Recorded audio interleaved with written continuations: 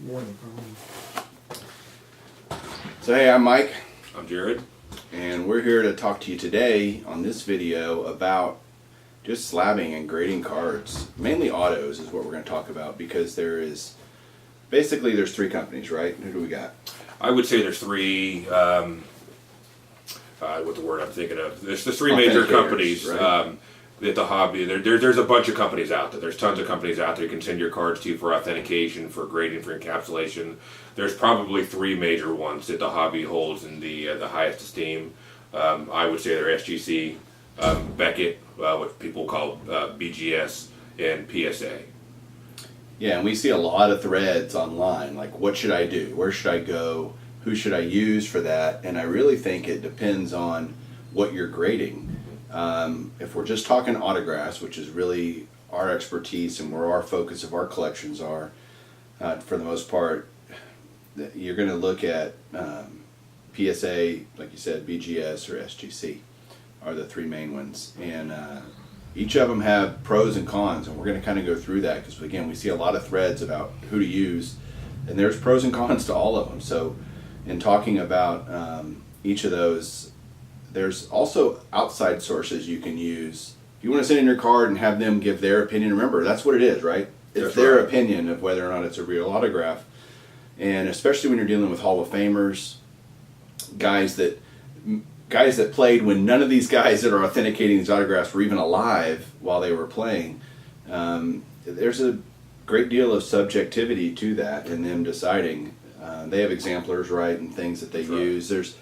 We'd love if they'd invite Mike and Jarod to see how they authenticate autographs. Right. I think we'd take them up on that offer to go see how they actually go through the process.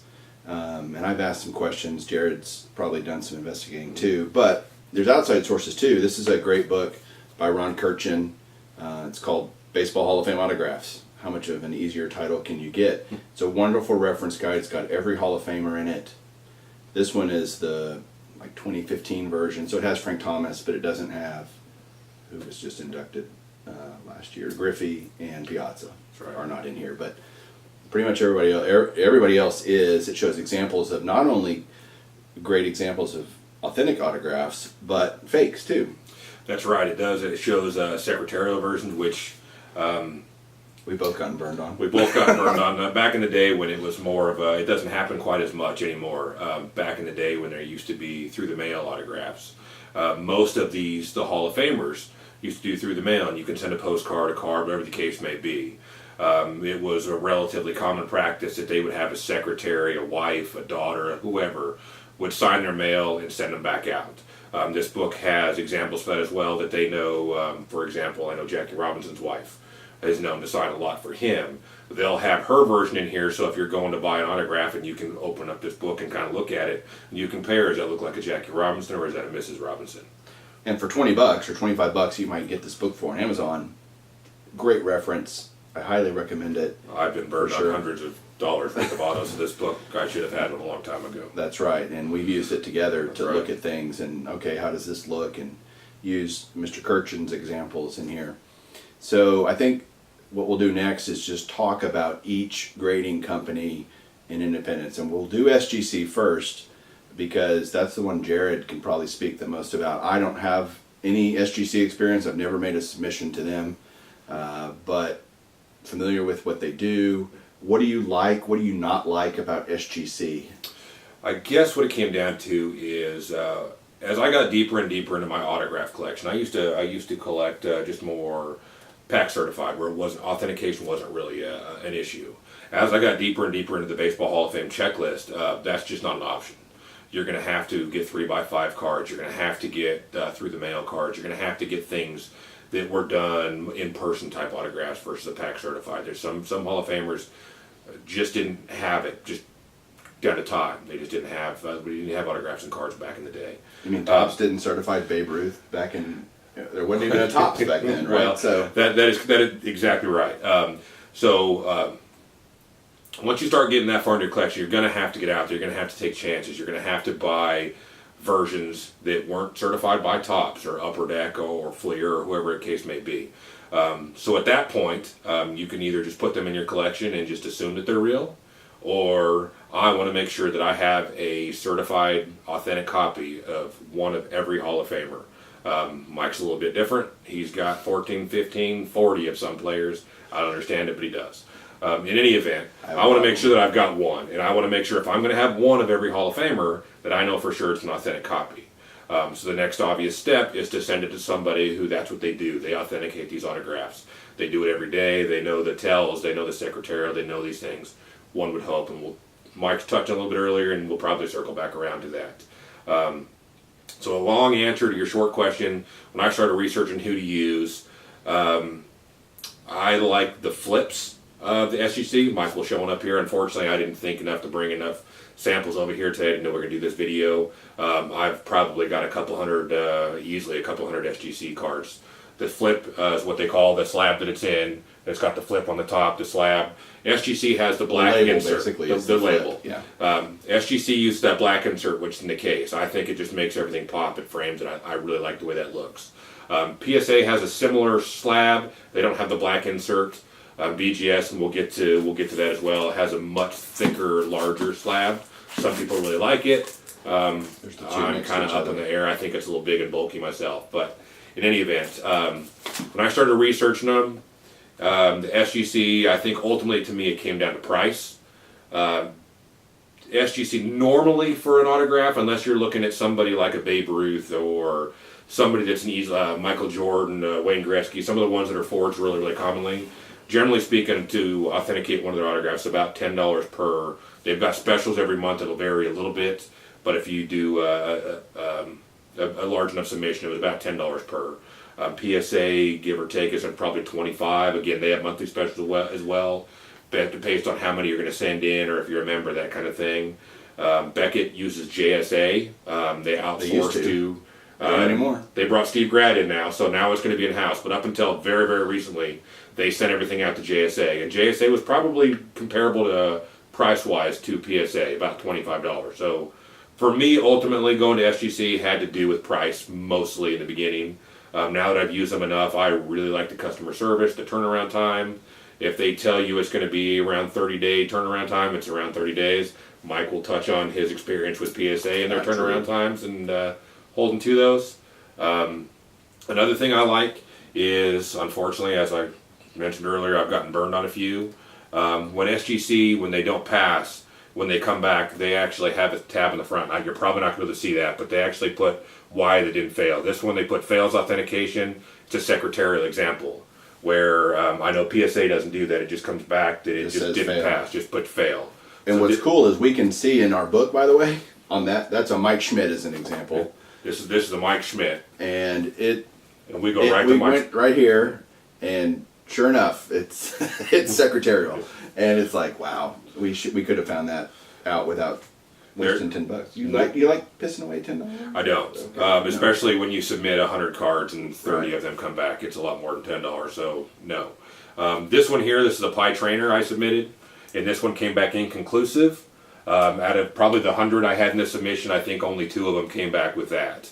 But they'll tell you, which is kind of cool. That's the reason I bring that up, is that they actually tell you that, so you know you're not up in the air with that, and you can do a little bit more research, send it back in again, whatever the case may be. Wouldn't it be cool though if they I just thought of this, so it's inconclusive. Wouldn't it be really cool if they just showed you, hey, the P's off, or the that would be, where in the signature are you guys seeing some inconsistencies or making you question it, no doubt about it. Because that would give a lot more transparency to the process, and I think legitimize the process a lot more. You would go, okay, not only do they think it's bad, here's why they think it's bad. They don't tell you that, by the way. Right. None of them will. They'll just give you, at least, SGC does a better job of somewhat explaining it's, they're not saying the Pie Trainer's bad. That's right. No, this one they're not. They're just saying it's inconclusive. So it would have a nice little feedback. Otherwise, at this point in time, the conclusive, it's either I send it again and hope that the next person either says it's either good or bad either way, or I'm kind of just stuck in limbo up in the air with it. So it would be nice. That is something that we probably should have touched on before we started. Is I know Mike mentioned it was more of an opinion. As far as I know, there is no school, there's no college these guys go to. This is a kind of learn on the job deal, and you see enough autographs. Heck, I've been doing this for a few years now. I can almost look at an auto and go, that's good or bad, or I can see the start and stop points, whatever the case may be. They're more so. They look at who knows hundreds, thousands. I don't know how many a day. And I would also think they would have exemplars in there. They have a database of signatures Certainly. that they You've got are this book right literally. here. I'm sure they've got more than that. Exactly. So they have some screen that they're putting your auto. Right. They'll probably scan it. I bet they scan it. And we don't know this. We're actually having a little fun with this because We've had these behind the scenes talks many, many times on how this works. So maybe they scan your card and pull it up a side by side with, and then they might have literally computer software that can identify different points in a signature that line up. Anyway, this is all conjecture on our part. We'll get back to what we're really here to talk about, which is the difference between the different companies. And in the interest of time, let me move on. Can I move on to PSA, you think? Yeah, absolutely. Actually, let me do BGS first because after that, PSA might take a little longer. I think you're probably correct. So here's one I just got the other day. This is a BGS Reggie Jackson. It's a 2001 Greats of the Game autograph on card, pack certified. So the authentication's not really in question. And so BGS will put it in a slab. It's a little bit thicker slab, certainly. Well, I think thicker. that's something to touch on as well. Is when you send a card to Beckett that is a pack certified, pack mold, pack certified, Beckett will not grade the autograph. They assume that it's real. You mean authenticated? They won't authenticate it. That's correct. They're going to grade it, just assume it's real. It's a blanket pass. Where PSA does not do that. That's Mike correct. will get to that in a minute on how that kind of bit him a little bit as well. But that should go without saying that if you pull a pack certified autograph of say Reggie Jackson here, Beckett's not even going to look at the autograph. They'll grade it as far as the quality of the autograph, but they're not going to look at it as far as authenticated. Yeah, so this is a pretty standard BGS holder. An autograph's not that different from a regular card. The difference that you'll see is they give an auto grade. It's weird. I can't tell the rhyme or reason whether it's on the front or on the back. That auto grade, I'm sure there's a reason why that is. There's different chips, and they for a while they ran out of the flips, what they call those. They ran out of the ones that did them on the front, so they were using the one in the back. Okay. If you have one, if you buy one on eBay or you buy one that it's on the back, you can send the slab and the card into Beckett. $5 That's right, and request that it be reslabbed, and you want one in the front, and they will do that for you. So I've only bought BGS through eBay or other forum members or whatever. I've never actually made a submission to them. What's great for us is BGS is local. Beckett's right down the road, so to speak. So that would keep the cost down. Shipping's expensive part of any submission that you're going to make. So you do need to keep that in mind. Shipping and insurance adds up very quickly. It does. And so don't, overlook that when you're trying to decide where to go. And they have different shipping costs. Most of them, though, shipping and insurance just adds quite a bit of money. So, well, I do think it's interesting that we both of us live within 30 minutes of Beckett, and neither one of us use Beckett. I use SGC and you use PSA, so that is an interesting thing. There's a reason. There's probably a lot of opening in that. I would say for me, ultimately, it comes down to price. I like that I can walk my cards right in there. I like when they're done, I can go pick them up. I don't have to worry about them being lost in the mail. I don't have to pay for shipping or insurance. But even with that, even with the difference of taking it all out of there, generally speaking, for me, SGC has been less expensive than Beckett would have been. For Mike, it's not about money. The cost savings, he's got other reasons, which I'll let him talk about. No, what do I like? What do I like? The registry. The registry. It's like crack. It's all card crack. All three companies have a registry. PSA actually has a registry. SGC and BGS have one in name only. What do you mean by that? That is hilarious. We will save that for another video. I guess to extrapolate a little bit is they have what they would call a registry. I wouldn't even waste your time messing with it. I have, and it was frustrating at best. Again, technically speaking, if you go to their website, they have what they would call a registry. It doesn't hold a candle to PSA has. That may or may not be important to you. It wasn't to me up until probably a month or two ago. If I would have never come over here and seen Mike playing with his, I would have never cared. Now that I have, it kind of bothers me a little bit, but I'm too far down the SGC road. Right. I'm OCD. I've got probably 3/4 of my collection's SGC. You can add those to PSA registry. I don't want to step on Mike's toes because this is what he knows. He'll talk about that a little bit. But just for uniformity in my collection, I want everything kind of to look the same and match. Let you get back to sure. PSA So, over here. what do you think people want to know about PSA, how it works and everything? So, Well, we kind of talked about pricing. We talked how the Yeah. process is. So maybe start with that, and we can probably get into the registry a little bit. so the PSA slabs are very thin relative to BGS, about the same as a SGC slab. The flips are interesting. You gotta understand there's a difference in the way they flip it. So if it's an on-card pack certified autograph and you send it through PSA, they are going to put a red flip on it because they're going to grade the card, authenticate the card, and if you pay for it, grade the autograph. So that's a red flip side. That's the PSA side. The PSA DNA side is the autograph side, and that's a blue flip. And what they've done I is... still don't understand the whole Yeah, process. it's more than a little confusing. So you can either email us questions. We'll put our emails down below. Find us on a forum or something, and we'll try to get into it a little bit more. But for the interest of time, I did a deal with I've done 2 submissions to PSA just in the last couple of months, and they just changed some things. The first submission I submitted was, I don't know, 50, 60 cards, something like that. They all came back good. Why? Because they were all already PSA slabbed. And so I just wanted to add the autograph grade on the card. And that was, I got a good deal on it. I got $8 a card, I think, to do that. And that included reslabbing. So You paid a little more than you thought you were going to pay. I did, because they came back to me and said, oh, wait a second. I had sent them a list of who I was submitting. And I said, hey, give me a good deal. And they're all pretty, I say that. BGS so far has not been with the new system that they have under Beckett Authentication Service. BAS is what they're calling it. But I sent them a list of the cards and autographs that I want authenticated. They came back, said $8 a card. I said, great, send them my submission, pay my money. They come back with an email, hey, sorry about that. Jackie Robinson, Mickey Mantle, some of the other big names were like, yeah, we're going to have to charge you $25 or something. And like that's a normal 20. thing. Any of these companies, I touched on it a little bit earlier, for some of the more valuable, they're going to spend a little bit more time. They're heavily forged. They're valuable autographs. They're going to spend a little more time on this. That's not an abnormal thing to charge more. Correct. I think my problem was that they had quoted him with the list of knowing exactly what it was, quoted my price, and then changed it after the fact. Well, on top of that, they were already slabbed, right, Jared? That's true. So They were it's not already like they had to slabbed. authenticate them. That is true. It was had just to the grade grade. the auto, so that's really should the same. And does it matter whether you're grading Luke Appling or Jackie Robinson? That's a very good point. So No. that shouldn't have really mattered in the It first shouldn't place. have, but it did. They charged me more. These are some of the reasons why I've gone to SEC, because I haven't had similar issues. But and reasons I get pissy about PSA. So the second submission I did, which was more recent, they changed a couple of things. So before, if you send in a card to PSA DNA to get graded, let's say it's an 87 tops Greg Maddox, right? He had an 87 tops traded. So you send in that card, they authenticate it. They would put 1987 tops traded on the flip. They don't do that anymore. If you send in a trading card, they're going to put trading card.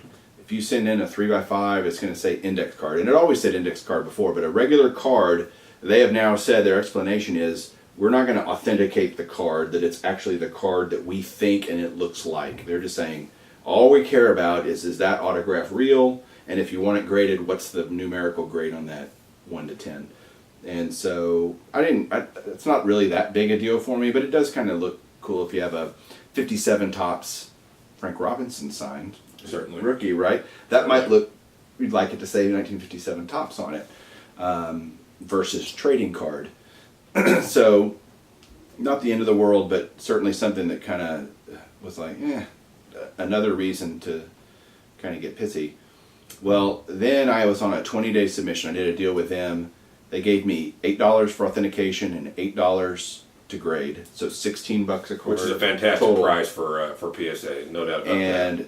But they did give me, this time they correctly, when I sent them my list, gave me, okay, these are going to cost a little more to authenticate, which, as we have Do it said, up front, that makes sense. perfectly normal. That's totally fine if they tell me before I submit and this was all pre-submission, so email was going back and forth between me and PSA, who are very nice, by the way, when I call or email.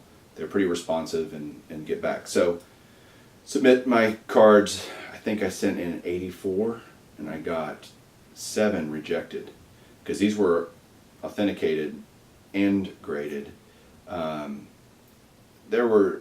have threads on this on different forums. You can go check it out. I don't want to belabor the point here. It's just some of them I were pretty sure. One of them was a Albert Pujols 2004 Bowman Originals that I have since learned is a pretty highly forged card. I still don't believe it because it's got the dang top sticker on the back. Okay, they didn't think it was real. They failed it. This is what we touched on a little bit earlier. If you would have sent that same card to Beckett, Beckett wouldn't have questioned it. It's a Topps pack pulled autograph. Right. They would have just gone ahead and graded the yep. card, put it in a slab, and moved it along. Where PSA takes a step that they don't assume, regardless of what it says in the card, if Topps certified autograph, they don't care. They're going to authenticate the autograph, which is a great step, in my opinion. And I did talk to the lead person on the grading team, the kind of the manager, supervisor person, and asked her. It was a lady. She's very nice. Look, we don't assume anything. Right. Which I thought was I think that's actually fantastic. A great, if I'm paying this money for you to authenticate an autograph, I want you to really do your due diligence and make sure it's real. But then I don't want it to take forever. And so I had a 20-day submission, and we get to day 20, or when did I really start bitching online? It was 24, 25. Yeah, because my first one, it's funny, I had 50-something cards, 60 cards. It was back in my hands in 6 days from the time I mailed it. Sent to California, graded, they were already slabbed, so no authentication. So maybe that's a more laborious step. I have a hard time believing that, but it went off, came back in 6 days. This one was at day 20. I started getting a little antsy. It was $10,000 worth of autographs. It wasn't just your run-of-the-mill stuff. I had everything from Koufax, Ted Williams, some really big names in there, and I wanted it back. And so I sent it on a day. Their clock doesn't start until they actually put it in the book it in the computer. It was a week. Right. I get my receipt from the UPS or USPS telling me delivered, signed for. Call them. Yeah, we've got it. Okay. A week goes by. It's finally entered into their system. That's when the 20-day clock starts. Then it goes over 20. In fact, I went 25 or 26 days, I think. They consider it finished when it's on the way back to you, not when you have it back. Which I guess that's I think that's relative. I think with my SGC and my Beckett submissions, I think that's been pretty consistent. I think they're about the same thing. When they actually, I know I speak to Beckett, I've submitted with them a few times. They consider it done when they'll actually release the numbers online. When they're done grading them, they'll send you an email and you can log on and see what all the grades are. Right. And then that day or the next day, your cards were back in the mail, and however long it takes to get to you. So I think that part is pretty consistent. Yeah, and I think that's true for PSA when it pops. So they call it popping. Popping. When the grades pop online, when you can see them. And so, anyway, I was like getting on them, and they say our submission times, our turnaround times are just an estimate. To me, that if you're going to keep loyal customers and really do a good job servicing them, you need to stand by your times. And if not, some type of compensation for that, right? I mean, I think that's only fair. If they would have sent me 3 or 4 free grading vouchers, I'd have probably been a happy guy. I would have okay, they were late, they knew it, I'm going to make right by this. When I called to ask for that, they told me, no, you weren't overtly late. You were just a few days late, so sorry, no compensation. And that was after they had told me I was getting some compensation. They kind of reneged on that, but I hadn't told you that yet, had I? No, you haven't told me that. Yeah, you would have just gotten pissed. Well, you've done 2 submissions and they've reneged on the price they quoted you. They reneged on the time frames they told you. This seems to be the registry. It's like crack. I can't help it. You get on there, and I'm able to avoid that. Dang it! I'm not as strong as you. So the more I hear these stories, the more I. Am I making the case not for PSA DNA at this point? But I love the registry. There's no doubt about it. And again, we'll have a video. We'll do another video on the registry. It is a fantastic thing. Having said that, you can use the registry with any cards. You can put your Beckett cards. You can put your SGC cards. It's not as involved. There's a lot more information. You can pull up, like Mike had said, that there's UPC numbers on these cards. It puts it in a checklist. It has a countdown. It grades your collection. Yep. And it actually grades you against other people. Say, like with us, we're both Hall of Fame baseball collectors. It will grade you within that registry of where you stand. What do you do as of right now? 20. Number 20 in on the entire registry as a collection. So that it's one of those things, like he says, it's addicting. Once you start doing that and feeding it, it's addicting. PSA has been nothing but gracious to me on the phone. Customer service has been fantastic. Just the more I hear stories like this, just the more I kind of shy away. Yeah. And at the end of the day, they're a lot more expensive as well. SGC, I'm willing to stay with SGC. I have no registry, but it cost me probably a third as much to have my cards done. I like the flips. The customer service is great. The turnaround time's been great. I don't really have anything bad to say about Beckett either. The slabs are a little bulkier. The customer service has been great. I've actually been in the Beckett building, which I can't say for SGC or PSA. Met the people in person. Super friendly. Their turnaround times all got met. Was very happy. To me, it just comes down to price. Even the fact when I can drive in person and take out shipping and insurance, it's still generally been cheaper to use SGC. Just a personal preference. I think to everybody. And that's what you're going to find. When you do this, you got to make your own decision. We've tried to give you guys some pros and cons to each one. We hope you've enjoyed our video. We'd love to hear suggestions on future videos that you'd like to see us do. Jarod and I, you'll see us around, and we'd love to try to help you guys. We've been doing it. I've been collecting since 1981. I've been probably about 85. So we have a lot of years under our belt doing this, and we really have a passion for it and love sharing it with you guys out there. So if you have any questions, let us know. Shoot us an email. And thanks for watching. Thank you. That was long.